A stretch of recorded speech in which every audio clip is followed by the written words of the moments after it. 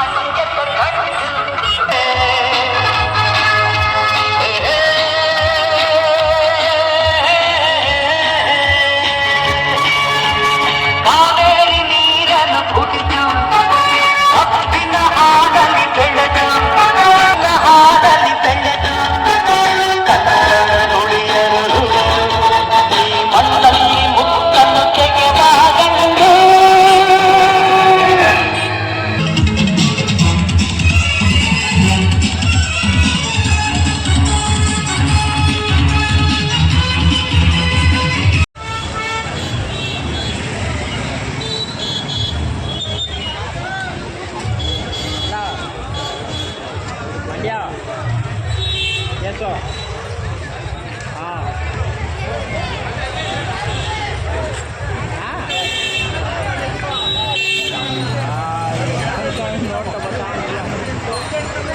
ನೋಡ್ಕೊ ಗೊತ್ತಾಗಿಲ್ಲ.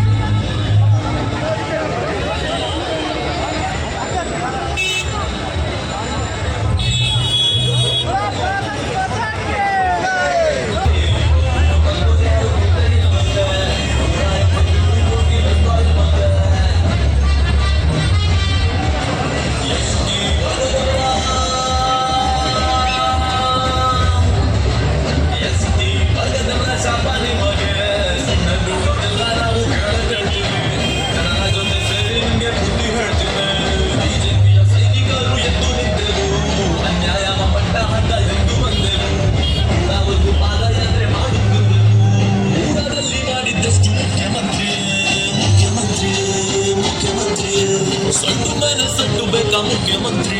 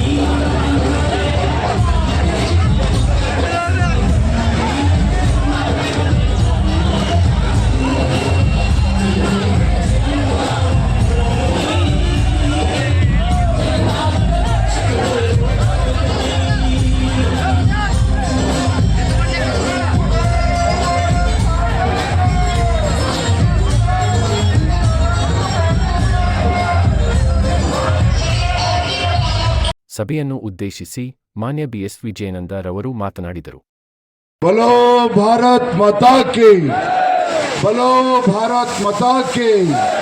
ಜನಪರ ಹೋರಾಟಕ್ಕೆ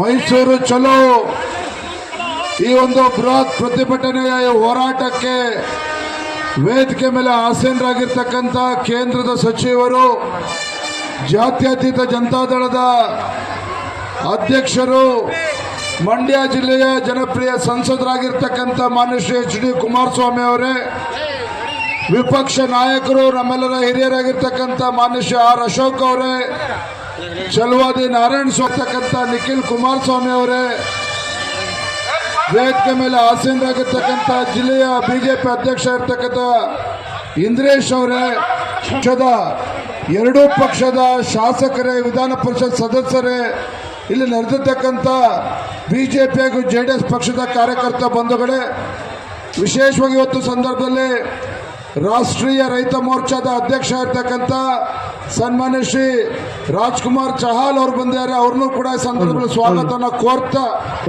ದಯವಿಟ್ಟು ಯಾರು ಅನ್ಯತಾ ಸಾಕಷ್ಟು ಸಮಯ ಆಗಿರುವ ಕಾರಣ ಎಲ್ಲರ ಹೆಸರು ಹೇಳೋದಕ್ಕೆ ಸಾಧ್ಯ ಆಗಿಲ್ಲ. ಪತ್ರಿಕಾ ಹಾಗೂ ಮಾಧ್ಯಮದ ಸ್ನೇಹಿತರೆ, ಬಂಧುಗಳೇ, ಈಗ ತಾನೇ ತಮ್ಮೆಲ್ಲರನ್ನ ಉದ್ದೇಶಿಸಿ ನಮ್ಮ ಮುಖಂಡರಾಗಿರ್ತಕ್ಕಂಥ ಅಶೋಕ್ ಅವರು, ಅಶ್ವತ್ಥನಾರಾಯಣ ಅವರು ಎಲ್ಲರೂ ಕೂಡ ಮಾತನಾಡಿದ್ದಾರೆ.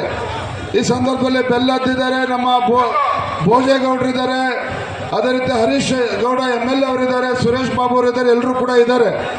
ನಾನು ಈ ಸಂದರ್ಭ ಹೇಳ್ತಕ್ಕಂಥದ್ದು, ಮಾನ್ಯ ಅಶೋಕ್ ಅವರು ಎಲ್ಲ ವಿಚಾರಗಳನ್ನು ಸವಿಸ್ತಾರವಾಗಿ ಹೇಳಿದ್ದಾರೆ. ನಾನಿವತ್ತು ಮಂಡ್ಯ ಜಿಲ್ಲೆನಲ್ಲಿ, ಮಂಡ್ಯ ನಗರದಲ್ಲಿ ಮಾಜಿ ಮುಖ್ಯಮಂತ್ರಿಗಳಾಗಿರ್ತಕ್ಕಂಥ SM ಕೃಷ್ಣ ಅವರಿಗೆ ಜನ್ಮ ಕೊಟ್ಟಿರ್ತಕ್ಕಂಥ ಪುಣ್ಯ ಭೂಮಿ ಇದು. ಅದೇ ರೀತಿ ಈ ನಾಡು ಕಂಡಂತ ಅಪ್ರತಿಮ ರೈತ ನಾಯಕ, ಹೋರಾಟಗಾರರಾಗಿರ್ತಕ್ಕಂಥ BS ಯಡಿಯೂರಪ್ಪನವರಿಗೆ ಜನ್ಮ ಕೊಟ್ಟಿರ್ತಕ್ಕಂಥ ಪುಣ್ಯ ಭೂಮಿ.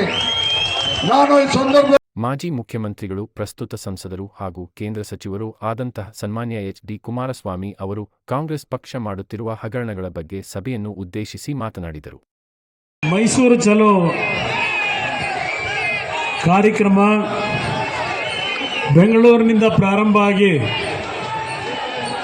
5ನೇ ದಿನಕ್ಕೆ ಇವತ್ತೇನು ಕಾಲಿಟ್ಟಿದ್ದೇವೆ. 5ನೇ ದಿನದ ಇವತ್ತಿನ ದಿನ ನಮ್ಮೆಲ್ಲರಿಗೆ ಶಕ್ತಿಯನ್ನು ತುಂಬಿರ್ತಕ್ಕಂಥ ಮಂಡ್ಯ ನಗರಕ್ಕೆ ಏನು ಪ್ರವೇಶ ಮಾಡಿದ್ದೇವೆ, ಈ ಒಂದು ಪಾದಯಾತ್ರೆಯ ನಾಯಕತ್ವವನ್ನು ವಹಿಸಿ ಯುವಕರಿಗೆ ಮತ್ತು ನಾಡಿನ ಜನತೆಗೆ ಈ ಒಂದು ರಾಜ್ಯದ ಸರ್ಕಾರದ ನಡವಳಿಕೆಗಳು ಕಳೆದ ವಿಧಾನಸಭೆ ಚುನಾವಣೆಯಲ್ಲಿ ಅತ್ಯಂತ ಪಾರದರ್ಶಕವಾದಂಥ ಆಡಳಿತವನ್ನು ನೀಡುತ್ತೇವೆ ಅಂತೇಳಿ ಜನರಿಗೆ ಒಂದು ಮಾತನ್ನು ಕೊಟ್ಟು ಬಂದಂಥ ಕಾಂಗ್ರೆಸ್ನ ಸರ್ಕಾರವನ್ನು ರಚನೆ ಮಾಡಿದ 24 ಗಂಟೆಯಲ್ಲೇ ಹಣವನ್ನು ಇವತ್ತು ಲೂಟಿ ಮಾಡ್ತಕ್ಕಂಥ ಕೆಲಸಗಳು ಪ್ರಾರಂಭ ಆಯಿತು. ನಾವು ಪ್ರಾರಂಭಿಕ ಹಂತದಲ್ಲೇ ಈ ಸರ್ಕಾರ ರಚನೆಯಾದಾಗಲೇ ಹಲವಾರು ಪ್ರಕರಣಗಳ ಬಗ್ಗೆ, ವರ್ಗಾವಣೆಯಲ್ಲಿ ಯಾವ ರೀತಿಯಲ್ಲಿ ಸರ್ಕಾರಿ ನೌಕರರನ್ನ ಬಲವಂತವಾಗಿ ಒಂದು ಸ್ಥಾನಗಳನ್ನು ಕೊಡಲಿಕ್ಕೆ ಅವರಿಂದ ವಸೂಲಿ ಪ್ರಾರಂಭ ಮಾಡಿದ್ದಾರೆ ಅಂತಕ್ಕಂಥ ವಿಷಯಗಳನ್ನು ಪ್ರಸ್ತಾಪ ಮಾಡೋದು. ಈ ಕಳೆದ 14-15 ತಿಂಗಳಿನಲ್ಲಿ ಈ ಸರ್ಕಾರದ ನಡವಳಿಕೆ ಇದೆಲ್ಲವನ್ನು ಗಮನಿಸಿ ಭಾರತೀಯ ಜನತಾ ಪಕ್ಷದ ರಾಜ್ಯ ಘಟಕದ ಅಧ್ಯಕ್ಷರಾಗಿರ್ತಕ್ಕಂಥ ವಿಜಯೇಂದ್ರ ಅವರು ಮತ್ತು BJP ಮತ್ತು JDSನ ಪಕ್ಷದ ಎಲ್ಲ ಮುಖಂಡರುಗಳು, ಅಶೋಕ್ ಅವರು ಈಗ ತಾನೇ ಮಾತನಾಡಿದ್ದಾರೆ. ನಾನು ಬರಬೇಕಾದ್ರೆ ಸುದೀರ್ಘವಾಗಿ ಮಾತನಾಡ್ತಾ ಇದ್ದದ್ದನ್ನು ಕೇಳಿಸ್ಕೊಂಡಿದ್ದೇನೆ. ವೇದಿಕೆ ಮೇಲೆ ಬಹಳ ಜನ ನಾಯಕರಿದ್ದಾರೆ. ನಿಖಿಲ್ ಕುಮಾರಸ್ವಾಮಿ ಅವರು ಸಹ ಮಂಡ್ಯ ಜಿಲ್ಲೆಯಲ್ಲಿ 19ರ ಚುನಾವಣೆಯಲ್ಲಿ ಸ್ಪರ್ಧೆ ಮಾಡಿದಾಗ ಮಂಡ್ಯ ಜಿಲ್ಲೆಯ ಜನತೆ ಅವರಿಗೆ ಆಶೀರ್ವಾದ ಮಾಡಿದ್ದೀರಿ, ಅದನ್ನು ನಾವು ಮರೀಲಿಕ್ಕಾಗೋದಿಲ್ಲ. ಅವರು ಸಹ ಇವತ್ತು ವಿಜಯೇಂದ್ರ ಅವರ ಜೊತೆಯಲ್ಲಿ ಇಬ್ಬರು ಸಹೋದರರ ರೀತಿಯಲ್ಲಿ ಇವತ್ತು ಈ ಒಂದು ಪಾದಯಾತ್ರೆಗೆ ಯಾವೊಂದು ಉತ್ಸಾಹವನ್ನು ನಿಮ್ಮೆಲ್ಲರಿಗೂ ತುಂಬಿದ್ದಾರೆ. ರಾಜ್ಯದ ಹಲವಾರು ಭಾಗಗಳಿಂದ ನಮ್ಮ BJPಯ ಕಾರ್ಯಕರ್ತರು ಕಳೆದ 5 ದಿನಗಳಿಂದ ನಿರಂತರವಾಗಿ ಈ ಒಂದು ಪಾದಯಾತ್ರೆಯಲ್ಲಿ ಭಾಗವಹಿಸಿ ರಾಜ್ಯದ ಸರ್ಕಾರಕ್ಕೆ ಇವತ್ತು ಎಚ್ಚರಿಕೆಯನ್ನು ಕೊಡ್ತಕ್ಕಂಥ ಕೆಲಸವನ್ನು ನೀವೆಲ್ಲ ಏನು ಮಾಡಿದ್ದೀರಿ? ಪ್ರಥಮವಾಗಿ BJPಯ ಮತ್ತು JDSನ ಕಾರ್ಯಕರ್ತ ಬಂಧುಗಳಿಗೆ ನನ್ನ ಗೌರವಪೂರ್ವಕವಾದ ವಂದನೆಗಳನ್ನು ಸಲ್ಲಿಸಲಿಕ್ಕೆ ಬಯಸ್ತಾ ಇದ್ದೇನೆ. ಈ ಒಂದು ಕಾರ್ಯಕ್ರಮ ಮೈಸೂರು ಚಲೋ ವೈಯಕ್ತಿಕವಾಗಿ ಯಾರ ಮೇಲೋ ದ್ವೇಷಕ್ಕೆ ನಾವು ಮಾಡ್ತಾ ಇರೋದಲ್ಲ. ಒಂದು ಸರ್ಕಾರ ಹೊಸದಾಗಿ ಆಯ್ಕೆಯಾದ ಮೇಲೆ ಸ್ವಲ್ಪ ದಿನಗಳ ಕಾಲ ಅವರಿಗೆ ಅವಕಾಶಗಳನ್ನು ಕೊಡೋದು ಈ ಪ್ರಜಾಪ್ರಭುತ್ವದ ವ್ಯವಸ್ಥೆಯಲ್ಲಿ ಬಂದಂಥ ಒಂದು ದಾರಿ. ಆದರೆ ಈ ಸರ್ಕಾರ ಬಂದ ದಿನವೇ ಯಾವ ರೀತಿಯಲ್ಲಿ ಅಕ್ರಮ ಭ್ರಷ್ಟಾಚಾರಗಳಿಗೆ ಇವತ್ತು ಪ್ರೇರೇಪಣೆ ಕೊಡ್ತಾ ಇದ್ದಾರೆ. ಚುನಾವಣೆ 5 ವರ್ಷದ ಸರ್ಕಾರವನ್ನು ನಡೆಸಿ ಚುನಾವಣೆಗೆ ಹೋಗ್ತಕ್ಕಂಥ ಒಂದು ಸನ್ನಿವೇಶದಲ್ಲಿ ಸರ್ಕಾರದ ಬಗ್ಗೆ ಕೆಟ್ಟದಾಗಿ ಮಾತನಾಡೋದು ಕೇಳಿದ್ದೇವೆ. ಆದರೆ ಈ ಒಂದು ಸರ್ಕಾರ, ಕಾಂಗ್ರೆಸ್ನ ಸರ್ಕಾರ ರಚನೆಯಾದ ಕೆಲವೇ ದಿನಗಳಲ್ಲಿ ಜನಗಳು ಚೀತು ಅಂತಕ್ಕಂಥ ರೀತಿಯಲ್ಲಿ ಈ ಸರ್ಕಾರದ ಬಗ್ಗೆ ಇವತ್ತು ಅವರ ಹೃದಯದಿಂದ ಶಾಪ ಏನಾಗ್ತಾ ಇದ್ದಾರೆ. ಇದು ನಾವು ಇದೆಲ್ಲವನ್ನು ಗಮನಿಸಿ ನಂತರ ಇವತ್ತೇನು ವಾಲ್ಮೀಕಿ ಅಭಿವೃದ್ಧಿ ನಿಗಮದ 87 ಕೋಟಿ ಹಣವನ್ನು ಇವತ್ತೇನು ಲೂಟಿ ಮಾಡಿದ್ರು. ಮುಖ್ಯಮಂತ್ರಿಗಳೇ ಹೇಳ್ತಾರೆ 187 ಕೋಟಿ ಅಲ್ಲ, ಅದು ಅಕ್ರಮ ಮಾಡಿರೋದು 87 ಕೋಟಿ ಮಾತ್ರ ಅಂತ ಹೇಳಿದ್ದಾರೆ ವಿಧಾನಸಭೆ ಕಲಾಪದಲ್ಲಿ. ಇನ್ನು ಮೈಸೂರಿನ ಮೂಡ, ನಾವು ಅವ್ರ ಧರ್ಮಪತ್ನಿ ಹೆಸರಿನಲ್ಲಿ 15 ಸೈಟ್ ತಗೊಂಡಿರೋದಕ್ಕೆ ನಮ್ಮದೇನು ತಕರಾರಿಲ್ಲ.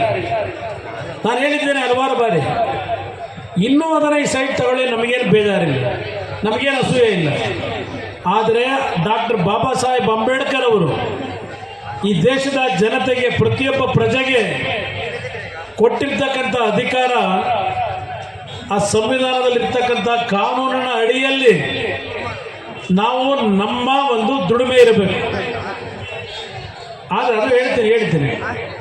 ಆದರೆ ಇವತ್ತು ಸಿದ್ದರಾಮಯ್ಯನವರ ಸರ್ಕಾರದಲ್ಲಿ ಯಾವ ರೀತಿಯಲ್ಲಿ ಇವತ್ತು ಹೇಳ್ತೀನಿ, ಇವತ್ತು